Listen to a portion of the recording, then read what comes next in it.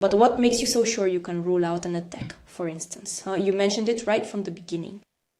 What allows me to rule out a terrorist attack is quite simply the fact that there was no explosion of, how can I put it? There's a specific technical term for it, and we actually looked it up. There was an explosion, but more like a massive blast, a widespread generalized conflagration. Our colleagues in the media are reporting approximately 40 fatalities. You yourself mentioned several dozen. Could you possibly confirm if that number appears to be accurate at this current stage? I thank you, madam. I spoke of about 10 presumed deceased individuals. The caution required due to the police and judicial intervention prevents me from being more precise. Florence, RTS, I need to know, was Constellium truly compliant with all the necessary fire safety standards and regulations? And then where exactly were the emergency exits located? Because we get the impression that people were trapped, they were truly, truly trapped. So the big question is, were there simply no emergency exits available, or did they just malfunction? Thank you for your question. I'll answer it as it's part of the inquiry. You must understand this tragedy happened just a few hours ago. Many resources have been mobilized, and currently it's truly too soon to answer your question. Is there any information or all the initial findings of the investigation? Do we know where the fire might have eventually started? Was it at the very bottom of a hall where people were dancing, or in the kitchen? Do we have any idea? Some media outlets mentioned fireworks or pyrotechnic devices. Do we have any initial information? At the risk of reiterating, I am genuinely sorry that I cannot provide you with any additional information at this particular moment. We already know that fundamentally it is a fire. I believe at the very moment I am speaking to you that one piece of information is absolutely crucial, and that is the key detail you should hold on to for now. However, I am unfortunately not in a position to provide you with anything further at the precise moment I am addressing you. We'll make a note of it for the record. But what makes you so sure you can rule out an attack, for instance? You mentioned it right from the beginning. What allows me to rule out a terrorist attack is quite simply the fact that there was no explosion of, how can I put it? There's a specific technical term for it, and we actually looked it up. There was an explosion, but more like a massive blast, a widespread generalized conflagration. It's a generalized conflagration, a widespread blaze that is at the very foundation of. Well, I will now pass the floor. The massive explosion. If we got closer to it, he will be in a worse state than I to answer this question. The testimonies and initial investigations clearly indicate that it was indeed a blaze caused by... It's a fire that leads to a widespread and generalized ignition of the entire internal atmosphere within the facility. Therefore, the deflagration, in actual fact, is a direct consequence of the fire itself. It is not the deflagration from an explosive device or mechanism that then causes a fire to break out. It's the fire itself that starts, and as it develops, causes a deflagration and a widespread conflagration. So there was indeed an explosion. We have witnesses who told us about a very loud noise, a very powerful explosion. Exactly. When a place, an atmosphere catches fire, well, that causes a deflagration. It is a consequence of the fire, not the other way around. Our colleagues in the media are reporting approximately 40 fatalities. You yourself mentioned several dozen. Could you possibly confirm if that number appears to be accurate at this current stage, and perhaps a brief comment regarding the nationalities of the victims, if you would be so kind? I thank you, madam. I spoke of about 10 presumed deceased individuals. The caution required due to the police and judicial intervention prevents me from being more precise. You will understand my need to be exact with the facts, and today, out of respect for the families, there are thus several deceased persons.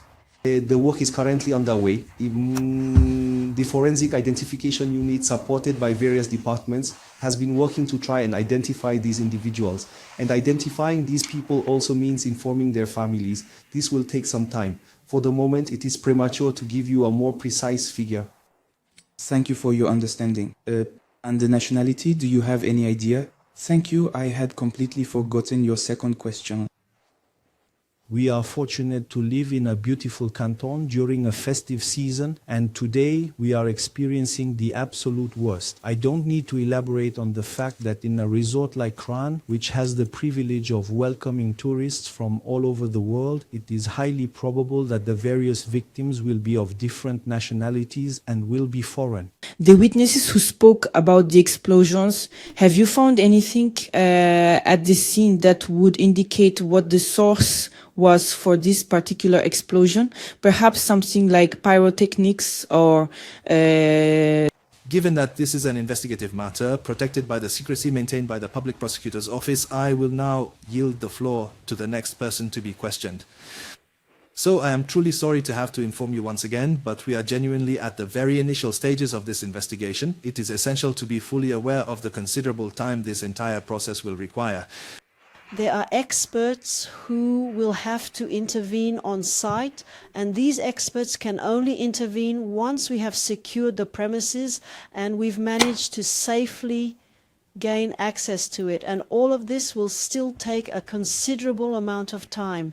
It's truly premature. This tragedy occurred just a few hours ago. At this particular moment, apart from extending my sincere thanks for your understanding, I am regrettably unable to furnish you with any additional details. When operating a public establishment, you must comply with fire safety regulations, especially depending on the maximum number of people allowed inside. So we can imagine that during the holiday season, they were over capacity compared to what fire safety standards dictate for operating this type of establishment. So I'm going to be completely transparent with you. I have absolutely nothing right now, just a few hours after this tragedy, that would allow me to suggest otherwise. I'm frankly asking all of you, out of respect for the deceased, out of respect for their families, not to make any assumptions. These assumptions cause immense pain to families and are incredibly challenging to cope with simply because these families are desperately waiting for concrete answers, and unfortunately at this moment we are not in a position to provide those immediate responses they are so eagerly seeking. Therefore, we earnestly ask you please to show a little more respect for these grieving families and refrain from making any further assumptions.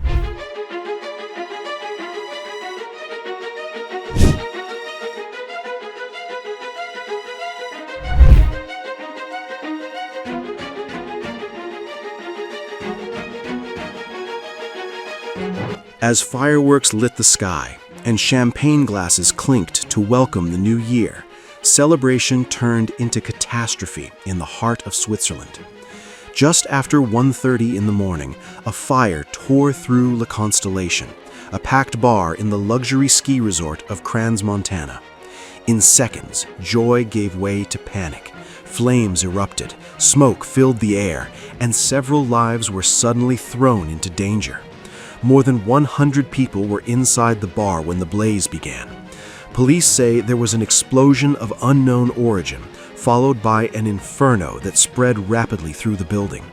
Partygoers ran for their lives as thick black smoke poured into the night sky. Screams echoed through the resort as people rushed toward the flames, desperate to help, desperate to survive. By morning, the scale of the tragedy became clear. Swiss authorities say several dozens are feared dead. Italy's foreign ministry, citing Swiss police, reported that around 40 people may have lost their lives. More than 100 others were injured, many with severe burns, their identities difficult to confirm because of the extent of their injuries. Hospitals across French-speaking Switzerland were overwhelmed. Intensive care units filled within hours. Operating theaters reached capacity. Doctors were forced to transfer patients to other facilities as they fought to save lives burned and broken by the fire. The emergency response was massive and immediate. 10 helicopters, 40 ambulances, 150 responders rushed to Crans, Montana. The area around the bar was sealed off. A no-fly zone was imposed over the resort as rescue operations continued through the night. Authorities stress this was not an attack. Prosecutors say it is far too early to determine the cause, and investigators have not yet been able to safely enter the wreckage. For now, the focus remains on victims, survivors, and grieving families. A reception center and emergency helpline have been established as loved ones search desperately for answers. Crans-Montana is no ordinary town. Nestled high in the Swiss Alps, just miles from the Matterhorn, it is an internationally renowned ski destination, drawing tourists from around the world. Some of the victims, police confirm, were foreign nationals, adding an international dimension to the tragedy. Footage verified by media shows the bar engulfed in flames, smoke billowing into the sky, crowds gathering in shock as sirens pierced the cold mountain air. Incidents like this are extremely rare in Switzerland, a country known for safety and strict regulations. That rarity only deepens the shock. What was meant to be a night of hope, renewal, and celebration has instead become one of the darkest New Year's mornings in the Swiss Alps. This is a reminder of how quickly joy can turn to heartbreak and how fragile life can be, even in the most beautiful places on Earth.